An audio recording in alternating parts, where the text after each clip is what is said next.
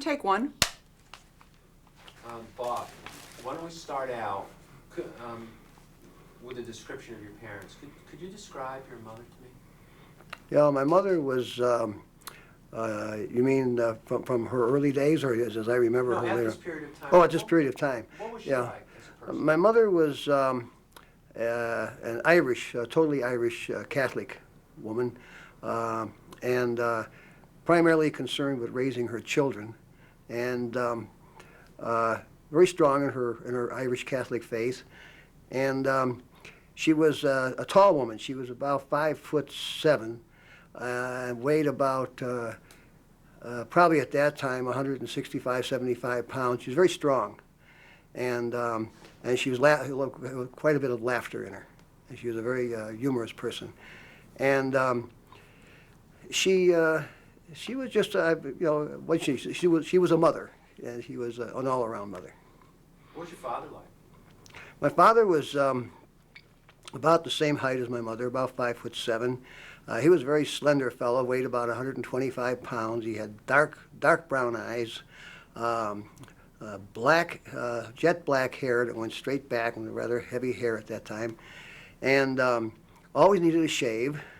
Always had a Camel cigarette sticking out of the corner of his mouth with one eye closed like Popeye, and he was an artist. He was a sign painter and a radio technician, and he was into art, and he was into chemistry somewhat. And he was also into share the wealth programs, and he loved to listen to his radios. He had a dozen radios all around the place, and he was very much into listening to Father Coughlin. And every line that Father Coughlin would say on the radio, he would make his comment, whether he agreed or disagreed. And it's the same way with all the other commentators of the day. He was very much into the political activity of the 1930s. In 1929, something happened to business for him. What happened?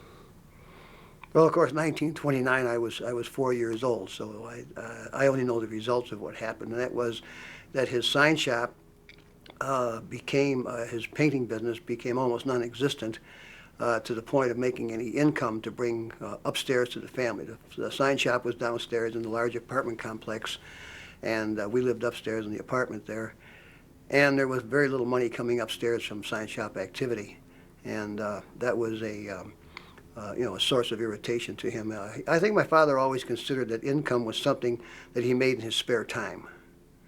The painting that he did, the work that he did to earn money, was a distraction from his everyday living. His important things in his life was his hobbies or his experiments.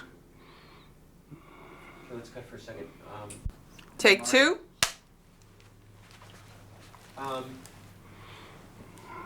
So things were, the business for your father had fallen. How did he react to that?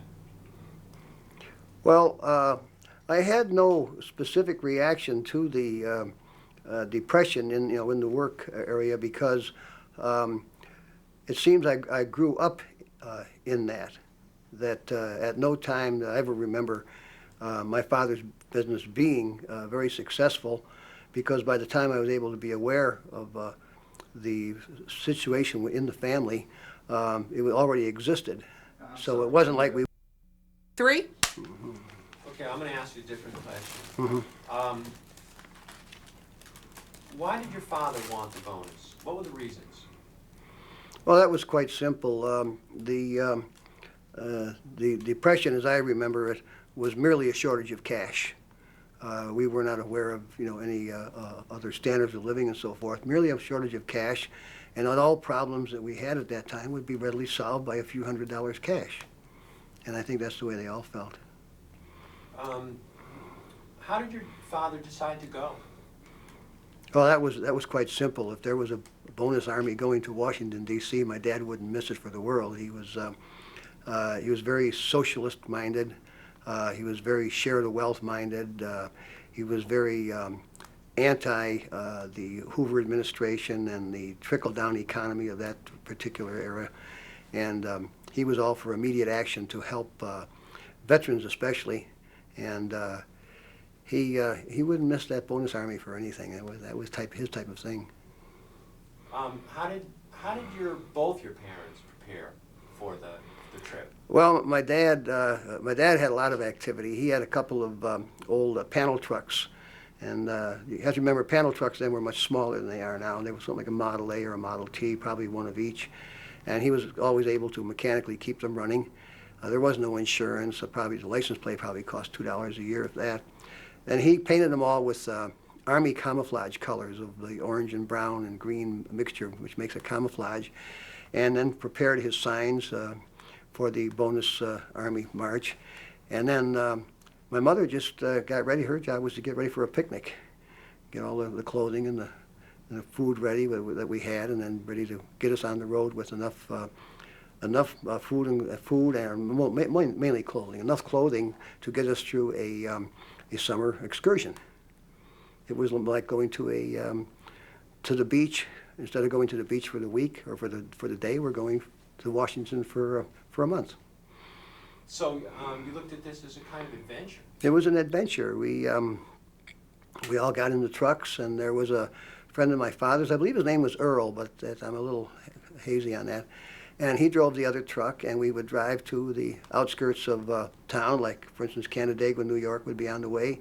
We'd get out of the trucks, and then we would march through the town with our signs and so forth. And my brother and I and several other children, we held a large American flag in our hands, spread out like a spread. And as we marched through the town, the townspeople threw nickels and dimes into the flag. We probably had a few shills in there to go along to throw coins to give them the idea. And then we collected the coins at the end of the town, would dump them into the pail, and that was the funding for food and gasoline. So it was they had more money than they had when they left town. I mean, they were in good shape. And we had a picnic, picnics by the side of the road. It was fun. When you got to Washington, can you describe how you went into the town? Well, of course, I do not have a day-to-day memory of the events, but I remember moving into the tent city, and then we had a large tent that was ours, and we had Army cots in the tent to sleep on, and we had Army blankets. I don't know where they got all of these provisions from, and so my mother, of course, immediately made a home for us there, and I imagine my brother Jim and I were, Jim was 6½, I was 7½. We spent our time running around outside the tent. The younger ones must have been inside. My mother must have been making arrangements for bathing them and cleaning them and diapering them and so forth. So she had her work cut out for her. Okay, let's cut for a second. 4. Now, what was life like for a kid like you in the camps? Not going on to the boxing, but just playing in the camps. What was your feeling at the time about the adventure? Well, it was quite simple for my brother Jim and I. As I say, we were both 1 year apart in age, and we were both the same size and the same temperament, and we were used to playing together a lot. So as we went through the camp, looking for other children our age to play with, we already had a majority of 2, so anybody who wanted to join could join with us. So it was a lot of fun. We met different people, and I can't remember specifically what games we played, but we ran around a lot in the camp. There were a lot of children running around the camp, and it was quite active. And all we had to do was be back to the tent on time for meals and on time for this and check in with my mother every half hour so she knew where we were, because she used to like to spend her time worrying about kids. But it was no hardship. Now, why would you worry in a camp like that? A strange environment. It was strange for her. I imagine for us it was an adventure, while for her it was probably some unrest. She was aware of the political unrest, no doubt, and the fact that the bonus army was not really being that well received at the Capitol. And although the people in Washington, D.C. were very friendly and very helpful, there was a lot of frustration, I guess, of what they were able to do politically, so that must have caused an unrest in the camp that she would be aware of. But there was nothing in the camp itself to have her worry about. She was worried about the health and safety of her children, of course, because it's not the same as being home. Now, if I slipped into a time machine and came down in the middle of Anacostia Flats, right at the peak of this, what would it feel like? What would I see? Well, I think you'd see a lot of men in the camp, all volunteering to do different details around the camp, different types of work, because of the boredom. You know, when you go someplace to protest, you say, "Here I am, I'm protesting," and at that point, there's nothing else to do. So you have to do a lot of keep busy type work. So there'd be a lot of men lounging around, and a lot of others looking, to do something to improve camp life and to get on the different committees to do things. It was just too many people and too little work to be done.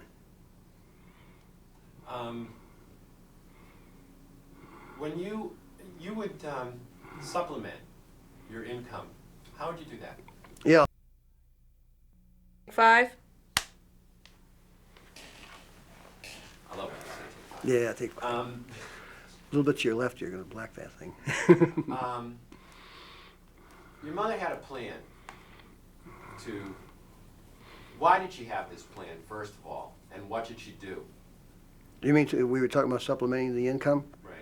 Yeah, well, what happened was she felt that the food being served Army style, which I got very familiar with later in life, wasn't really properly prepared. It wasn't clean, wasn't healthy, and she decided that, and she couldn't cook herself because there were no cooking facilities in the camp other than the main mess hall cooking.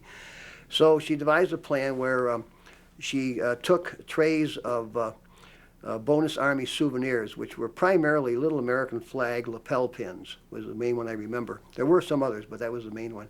And you came in a little tray, a little cardboard tray, and we took them down to the one of the main streets in Washington, D.C., in front of a large movie theater. And as the people went in and out of the movie, and in those days people did not go in and out of movies at the beginning of the film. It was always a double feature. They went in when they felt like it. They went into the middle of a movie, stayed through that one, seen the next one, and into where they came in. And it was wasn't organized like today. So people were forever going in and out of a movie theater. And as they went in and out, we offered to sell them bonus Army pins and told them that we were from the bonus Army and that we were raising funds, and that way they would give us a nickel or a dime. And I don't remember any quarters. There may have been a few quarters. And we put that money in the fund. And then with that, my mother took us all to a restaurant, and we had dinner. And then we went home. We went back home. We went back to the camp. And then the rest of those funds were turned into the bonus Army fund. And the amount of extortion that she'd got there was probably $2 or $2.25 to feed us. It wasn't the whole gang. It was just my brother Jim and myself, and possibly one of the other children. There were 5 of us all together there.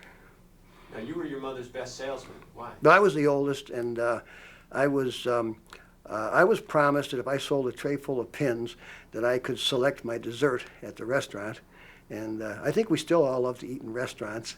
It was a big treat for us to eat in a restaurant, and to sit there and get a big dish of bread pudding, which probably sold for a dime. That would be my reward if I sold a tray full of pins. So it didn't take me any time at all to sell a tray full of pins. I was very forward. You also entertained people. How'd you do that? That's going to be the boxing. My dad, my dad being a rather small man, a very slender fellow, was very much into self-defense. And my uncle on my mother's side, my uncles on my mother's side were all 6 foot tall, all weighed over 200 pounds. And I always thought my dad was rather humorous because his self-defense wouldn't do much good against a much larger man. But he was interested in us boys learning how to box. So by the time we were able to walk, we had boxing gloves. And by the time Jim was, as I say, 6 and a half, I was 7 and a half, we'd had a couple of years of experience boxing, and we had learned how to box, to mix it up, to put on a show, so to speak, without really hurting each other. Jim was much more aggressive, but I was older, so that kind of evened it out. And I always felt that if he got too aggressive, I could handle him. And he always felt that he was tougher than me, so it made a very good bout. And the veterans that were there really liked it. We put on a couple of shows. Your father was a leader, wasn't he? Natural leader. What did he do with the vets when he, I mean, you don't have to be specific about it, but what was in him that would lead people? Oh, I think my father's leadership ability, if you could call it that, was merely that he was quite verbal, and he was highly intelligent. He was not. He was a little bit of an extremist in his views. So being an extremist, he wouldn't appeal to everyone, but to those people that felt those views that he felt, he could attract those type of people. He was a true believer in what he was doing, and he could attract other people who were looking for a cause to follow. And he was, as a matter of fact, if you watched him speak and you watched his actions and you looked at him, he looked very much like Adolf Hitler. He had that same type of hair and that same Germanic look, except he had dark brown eyes, and he was very expressive like that. What were his views? What did he believe? Of course, from over these many years, I've been trying to figure that out. I believed he was very much a member of the Democratic Party. He was very anti the Republican Party. He was a liberal. He was very much anti the conservatives, and he was a great believer in share the wealth. And since he didn't have any wealth to share, he was he was very willing to share some wealth. And you would never be able to judge what my dad's real, true political, emotional feelings were unless you were able to see him get into a position where he had a little success in his business and so forth, and then judge him at that period of time. And unfortunately, I never had that opportunity. Hold on, so let's cut for that. Take 6. Okay, we're all right for the slate? Okay for the slate? Okay. What were your father's opinion? What was his opinion of Herbert Hoover? Oh, that was quite simple. I remember like it was yesterday. He went so far. He was a sign painter. He had quite a bit of artistic talent. He went so far as to paint cartoons of Herbert Hoover in the form of a pig, and sitting on top of a heap of humanity. He had the image of Herbert Hoover as being an elitist sitting on top of the suffering humanity. Very strong opinions about Herbert Hoover and how he should not be in the White House when the nation was in trouble. He was very, very negative about Herbert Hoover. Now, why? Why was he negative? There was a tendency at that time for politics to be much more separated than they are today. We talk today how quite often we look at the Republican platform, we look at the Democratic platform, and we say there's not a lot of difference between them. They all recognize the same problems, and quite often they have almost quite similar ways sometimes of approaching these problems. But there's still a strong distinction between the two parties, but in that day there was a much stronger distinction because we were in a very negative part of American history, and people had very positive ideas of how it should be solved. So that extreme situation called for extreme ideas. Bob, tell me about the heat. In Washington, D.C.? I don't believe Washington, D.C. was any hotter than Buffalo, New York. To me, it was just another summer, and we were off on summer vacation. Did you remember rain? No, I don't remember any rain. People have said it was dusty. Yeah, it was very dusty in the camps. When we lived in Buffalo, we lived across the street from Humboldt Park on the corner of Genesee and Best Street. So we had this large city park full of chestnut trees and great trees to climb and grass all over the place. We could go out and play all day long and come home relatively clean. In the bonus army, if you went out and ran around a little bit, it was just a dusty flat, the river bottom, I guess. And we were all dust and covered with dust, which probably drove my mother crazy. The men in the camps, what was their mood? Well, as I said before, there seemed to be not enough activity to keep them busy. That's why that boxing was such a large success. Any type of activity that you could put on to offer a diversion, I think they were bored. I think the exciting part of the bonus army was getting there. And once they were there, there's not that much activity to keep them. You know, you can't all go up to the Capitol and talk to the congressman and so forth. They're just mainly there to make a show of force. And then once they were there, it's kind of like occupation troops after the war. How did you get clean in this sort of situation? Haven't the slightest idea. Haven't the slightest idea. You heard rumors that something was going to happen. Your father heard rumors. What did he do?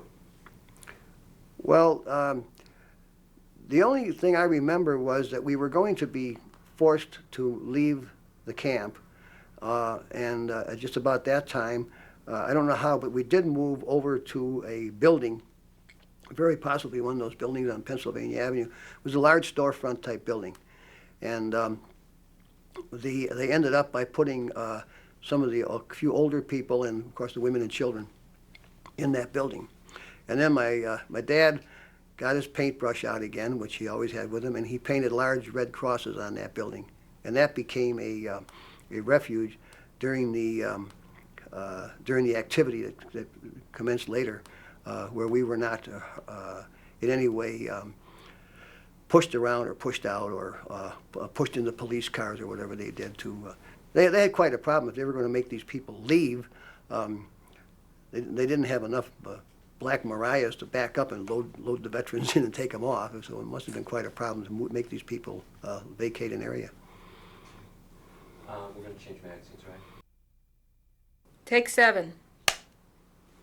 Now, you did several excursions while you were in the camp. Yes, that was to escape, as I say, the boredom of the camp, and of course one of the most memorable was the. I'm sorry. Could you start by saying, we were sort of bored and we decided to take some excursions?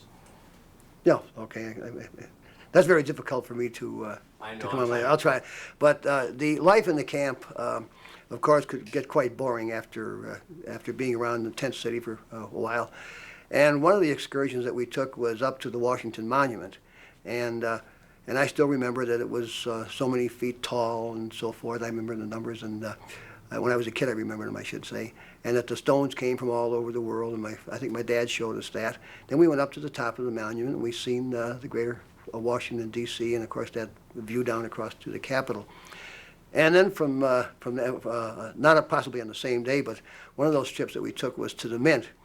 And that was quite interesting because we were in the middle of a depression, and we were carrying our flag to collect nickels and dimes and selling our pins for nickels and dimes. And we stood up in the balcony and we watched the large printing presses printing out just tons of money. I don't remember if they were $1 bills or maybe $2 bills in those days, but they were just printing out tons of money. And it seemed to a child that, why don't you just print a bunch of that stuff and give everybody some money, we'll all go home. It was that way. That's a 7-year-old mentality. As a matter of fact, later on they did that, I think. That's how we got our inflation. What happened to your personal belongings after the route? I don't think there was anything to worry about there. I think when we went off to the camp, no doubt my mother took our summer clothing. And our summer clothing consisted of some shorts and stuff that we had, but mainly boys wouldn't be seen too much in shorts in those days if they could help it. We had knickers and high shoes, and most of our summer clothing was left over from the school year last year, and you kind of grew through that through the summer. It was all ready to be thrown away by the end of the summer anyway when you got your new clothing to go back to school in the fall. So people talk about hand-me-down clothing in those days. I don't remember hand-me-down clothing. We wore everything completely out. When we were done with it, it was ready for the rag ban. People have described the veterans as a bunch of bums. I mean, the way they looked and stuff like that. Is that true? No, it's you've seen pictures of the camps, and we had same as we have today. We have a lot of people in business suits. Of course, you have to remember then that people didn't have the money to take the clothing to the dry cleaners to be cleaned and pressed all the time. So if a man was wearing, quite often they wore dark clothing in those days, and dark blue suits, dark blue pants, a white shirt and a dark tie. Those things got a little ragged looking, especially if you were not at home, if you were out there living in tent city and trying to get up in the morning and wash and shave in a pan of water, and then put that same suit on that you wore yesterday, and then probably a problem with how you're going to get that shirt washed. So they may have got a little bit dusty looking in that respect. And of course we had a lot of working people there that wore what we call work pants and heavy shoes and caps. Those old caps I was pointed out in one of the pictures. And Let's cut for a second. We've got just... Take 8. Is that all right? Yeah. Okay. That's good. Why did your mother get suspicious of the food? oh, that's quite interesting. It was it was prepared, as I said, mess hall style, Army style, and they had these large, they're about at least 20-gallon size aluminum kettles, and the fellows peel potatoes, and they put the potatoes in the large kettle, and then they're boiled in the water. Then the water's poured off, and they're mashed. And the fellow mashing potatoes is up there with a large potato masher, which is made of wood, and he's pounding on those potatoes to mash them. And he made the mistake one day of getting up there without his shirt on, and he was pounding potatoes and sweating away and making Army food. And my mother took one look at that and said, "That's not fit for my family to eat," and that was her disenchantment with Army-style cooking. And so it was just a matter of things being cooked in large amounts that she felt was unsanitary. How did a lot of people eat there? Don't remember much about that. It's I do remember vaguely sitting at some tables, but it's very vague. I remember mostly going to those restaurants. That was I remember the good parts. Where did you live in the camps? Do you know? Well, I lived one row over and about 5 or 6 tents down from where the boxing platform was. Period. That's all I could remember. I could orient myself in the camp by where because in the boxing platform they would also get up there and make speeches and have other events. I remember one time they had people singing there. They had some guitars and some songs there. So we were down from the entertainment section. You went off to the right of that and down about 5 tents, and that's where we lived. I wonder if you could tell me what it was like, the feeling of running through the camps.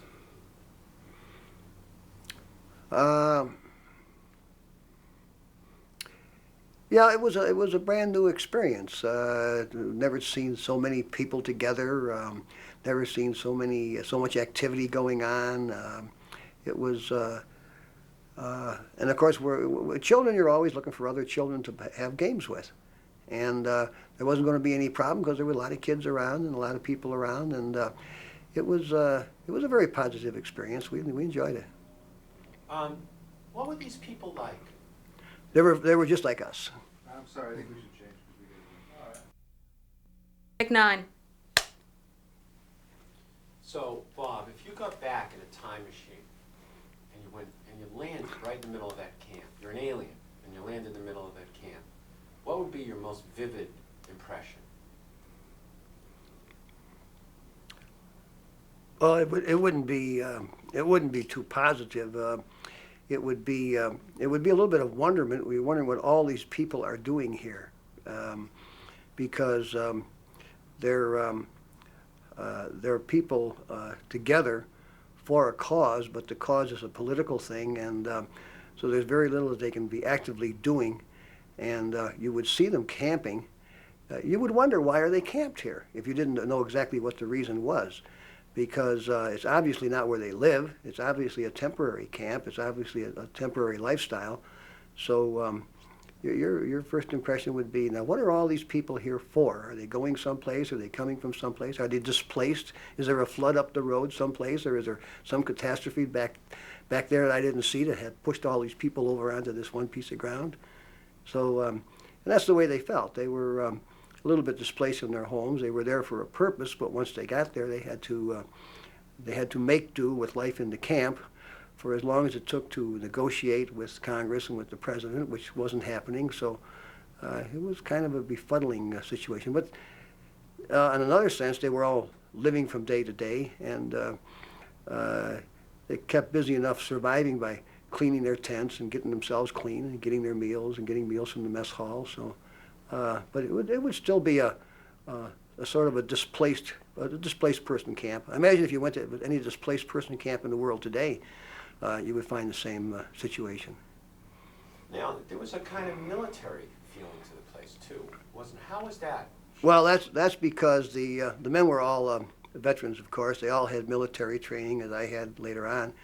And when you get a group of people into an area like that, it only stands to common sense that we'll put up what we call a 5-man tent. I don't know where they got the 5-man tents, but they put them all together. And of course, if being military, they put them in rows as much as possible. And they tried to organize streets. And in that way, that was nice because, as I said, I lived one row over and 5 tents down from point A. So there was a military organization to the sense of handling that larger group of people, getting them fed, and seeing to the sanitary requirements. How did you first become aware that there was going to be a bonus march when you were back in Buffalo? Well, that was instantaneous, I believe. I think we heard about the Bonus Army on the radio, and we heard my dad and other people talking about it. And of course, I seem to be aware from the very beginning when the Bonus Army was mentioned that that's where we were going, because that would be the kind of thing my dad would really want to get into. That was something that he could actively do to vent the frustration of the lack of business and lack of anything to do in the city. And that would be a good thing for us, good thing for a summer trip. He had the vehicles, he had the wherewithal to do it. He had the organizational ability to put it together for the Buffalo contingent. And there were several other people like himself ready to go. Great. That's great. I really don't have any other questions. Let's cut for a second. He's cranking the motor. My mother's doing the spark advance. You know how they do that? Yeah, those are the old days. And it won't do you any good for your program, because all my father says is, "God damn it!" And then it fires. And then if my mother doesn't get the spark advance up, then he's goddamning again. He was like, what's his name? George Patton. They said George Patton just came in goddamming all over the place, and then he left. You know, Eisenhower said this about MacArthur. Yeah. They asked, like, where did you learn your craft as a military man? He said, well, I'm not really sure about that. I did study dramatics under General MacArthur. Yeah. I don't like MacArthur. Now, Patton I can understand. MacArthur I could never understand. All right, I'm going to ask you one more question. Joe also had a comment. Did you hear? About the route? Take 10. Now, you had come there a long way, lived there in that camp. Your father was very involved in speaking or being part of this thing. Mm-hmm. What were your feelings about the route once you just pushed out of Washington? What did you feel about it? Now, you mean after this was over, or? I mean, not the trip home, but the feeling of having been treated like that. Well, I thought we were treated wonderfully. I wasn't aware of the fact that they didn't get their bonus. I was made aware of that. But from what I understood of the political situation at the time, I think the comment was probably made by my mother and my mother's family that the bonus army was a waste of time because they weren't going to get their bonus anyway under this administration, and that they should have expected that, and they should not have been disappointed in not getting their bonus. And then the reason that they were not going to get their bonus, according to my uncle, for instance, was the government didn't have the money to give them the bonus. And those printing presses notwithstanding, there was no money for the bonus. We didn't have deficit. I think Adolf Hitler was the one who perfected deficit spending. And so I don't think we felt there was any great tragedy involved. I always felt that I felt that a lot of those people were there on a lark because they had nothing else to do. Okay, that's great. You know, all those people weren't serious at all, Eric. I mean, you get a lot of true believers and people who are very emotionally involved in the bonus army. A lot of people were just hangers-on, gone along for the ride, nothing else to do that summer, and they weren't, like, as one, of course, the minute anything like that happened in those days, they were all called communists. Turned out that 94% of those people were qualified veterans. It turned out when they did the paperwork later on, and the major leaders of the things had very serious intentions and so forth. But a lot of people were just along for the trip. It's good. Let's cut. It's great. Take 11. There's sort of a misconception in the camp, isn't there, about... Yeah, now I can give you an opinion based on what I feel today, years later, and it's quite opposite from what you read quite often, what you hear quite often, and I make the comment that there were not 20,000 angry men, there were not 20,000 hungry men at that camp, because I personally know that I was never angry 1 minute because I wasn't a man, and I was never hungry for 1 moment. And no one in my family was ever hungry for a moment. And my mother was able to go out and very quickly raise funds for feeding us. The people in America were ready to help us. Many of these negative comments about angry and hungry men just don't fit the situation. How's that, Russell? Okay? Let's do that last comment again, please. Okay, cut. Hold on, So there was sort of a misconception, wasn't there? Yeah, to get into that, the situation that existed there, as described years later, when you read about it and you hear about it, they're describing 20,000 angry men, 20,000 hungry men, and I was never aware of anyone in the bonus army being hungry. I know I was never hungry. My family was never hungry. My mother was always able to come up with means to provide us with food. They had, as I said before, they had the mess hall and the food came in. And I don't remember that many people being angry. I think it was, there were a few that were emotionally very, very involved, extremely involved in this, that were probably spokesmen for the bonus army that gave that impression. But a lot of men were just there along for the ride, and they weren't hungry and they weren't angry. They were just trying to get their bonus because they could use a little cash. Even better. Tell me about just one more thing. Tell me about what kind of boxer were you? What was your best skill in boxing? Oh, boxing. I became a boxer with the Boys Club of Buffalo years later. I was never good. Just stay in the camps, though. Stay in the campsite. In those days, I was my brother Jim was the aggressor. He was the aggressive boxer, and he had one punch. He had a right cross, and you had to watch out for his right cross, but he would telegraph it by 10 minutes ahead of time, so you could avoid that quite easily. And I had a left hook. So we had as we grew older, my brother became a pretty good boxer in the service. I boxed in the service for a while, and I quit. He was a much better fighter because he was more aggressive. I was a better boxer because I was more defensive. But I remember all we had was 2 punches. If we could have put our 2 punches together, we would have made one boxer. That's great. That's good. Cutting? Okay, that's it. Yeah.